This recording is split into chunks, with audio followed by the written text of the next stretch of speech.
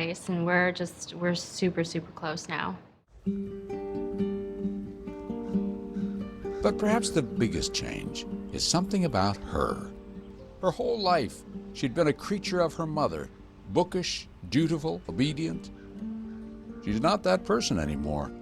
She has her own voice now. When the tree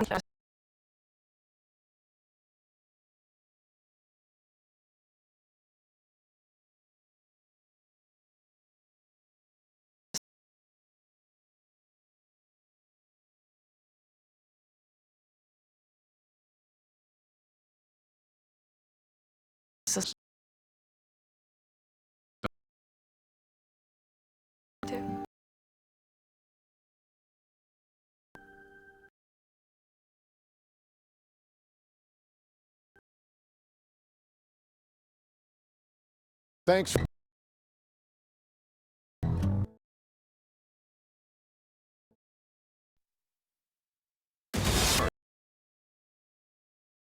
With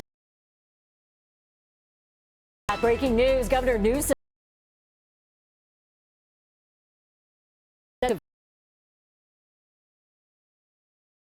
fill the late Senator Dianne Feinstein seat. Like Democratic American history. Current black female senator and just the third in American history. We're joined now by NBC4's Conan Nolan, who covered Senator Feinstein's career for decades. Conan, what can you tell us about this pick, and are you surprised by any of it? Well, a little bit. I mean, it checks the box on everything Gavin Newsom needed. He wanted a black woman. That checked off. He wanted somebody. He wanted a first overtly, or the first gay senator from the state of California. He also wanted somebody who had labor ties, 20 years with Service Employees International Union, a powerful union out of Sacramento. So the union people are excited about her. He wanted somebody who was more progressive and more liberal than Dianne Feinstein. That certainly is the case with this pick.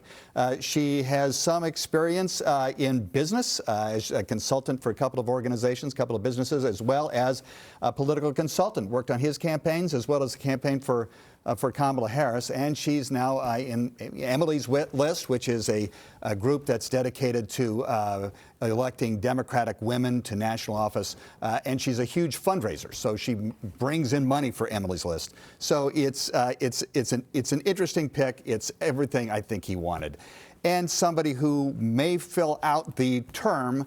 But there's nothing that says she can't run for it herself, which is always a possibility. Right, and you bring that up because he was adamant, the governor, that he didn't want to pick someone for this position who was going to run for Senate. Right, but his staff leaked out that was not a precondition for somebody getting this job.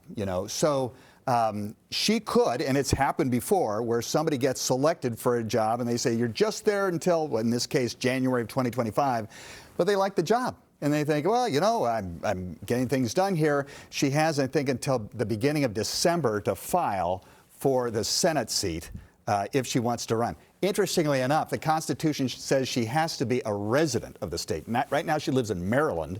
That's where Emily's List is. So she has to come back here, register to vote in the state, so she's a resident, and then she can go to the Senate with her papers, with her, the papers from the governor. And only then can she become the U.S. Senator from California. That's very fascinating. And you talked about potentially becoming a candidate. That remains to be seen, but we do have candidates in place already. We have Representative Adam Schiff, we have Katie Porter, Barbara Lee, all in the running now for that Senate seat. We're looking ahead to 2024. Is there any potential leader at this point so far? The polls indicate that Adam Schiff is doing well. I have to tell you, Barbara Lee has to be really upset, frankly, because everybody prior to her running for this office, everybody thought she would be the pick. She was the natural pick. But now you have this younger woman. She's 44. Barbara Lee is, 73? And so I would not be surprised if you'll have people going up to the new U.S. Senator and saying, why don't you run for this seat and be the fourth candidate in that race for Senate? That is a possibility still, so we shall see.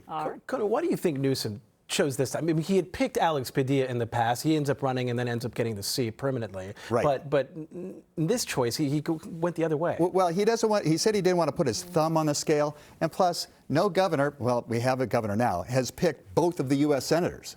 You know, at some point, the electorate needs to get involved, and whoever gets the appointment has a huge leg up in winning the seat.